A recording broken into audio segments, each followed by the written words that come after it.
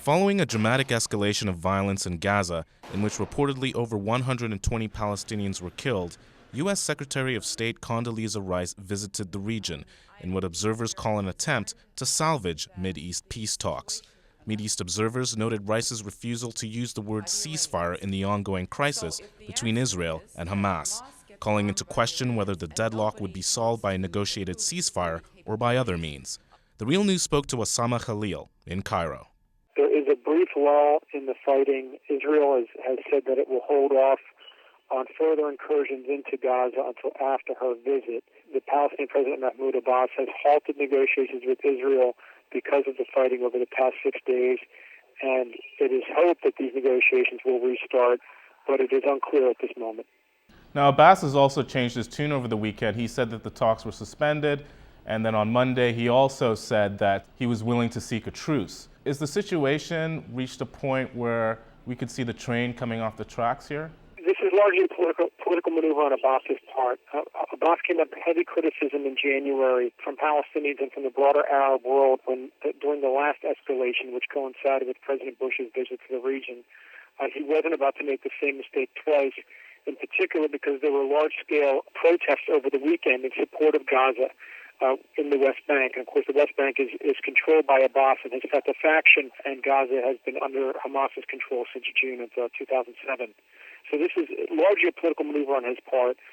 It's also, in a way, some of the little political leverage and negotiating leverage he has with the Israelis. He is unable, essentially, to engage in meaningful negotiations if Israel is going to continue to conduct large, massive incursions and attacks into Gaza with a heavy death toll. At the same time, I've also heard that in Rice's visit to Egypt, she also approved the allotment of $1 billion for Egypt to fight militant extremism. How does this play into the geopolitics of the region? Part of it has to do with, again, and Egypt attempting to play this middle role. Egypt, of course, gets a lot of foreign aid from the United States. Again, is a signatory of the peace treaty with Israel.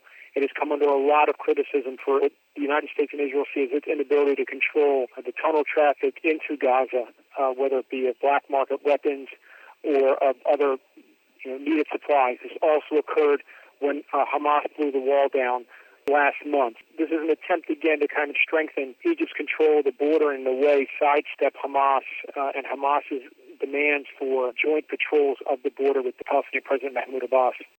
Is this thing coming to a head where we would see the reoccupation of Gaza by Israel? I think we could be seeing that eventuality very soon. In a sense, what we're seeing is the culmination of Israel and the United States' policy since Hamas won the legislative elections in 2006, and in particular since its takeover of Gaza in 2007. They've been unable to make the siege and sanctions regime imposed on Gaza since the election, since the takeover. They've been unable to make that work, and they've been unable to have Hamas be unseated from power. And so I think what we're actually seeing now is full military force to be used to do such a thing. It is unclear whether it'll happen next week or the next month, but I'm afraid that's actually what we're looking at, and that seems to be the rhetoric that's coming out of Israel, and it seems to be what the United States wants as well. Now, you're in Egypt right now, you're in Cairo. What is the sentiment there in the Arab world?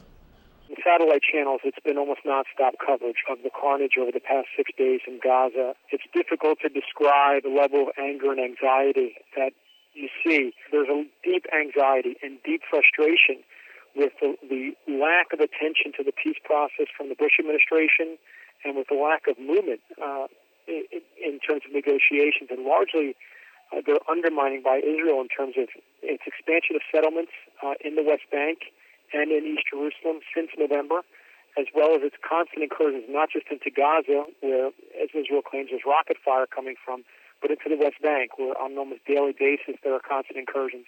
Israel said that it would step up the incursion if there were continued attacks from Gaza into Israel.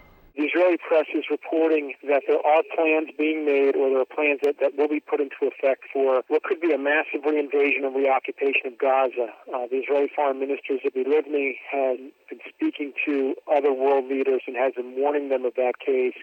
There's been a lot of rhetoric emanating from the Israeli government towards Gaza over the past 6 days, in particular over the past 48 hours, that this is not over and that it will escalate.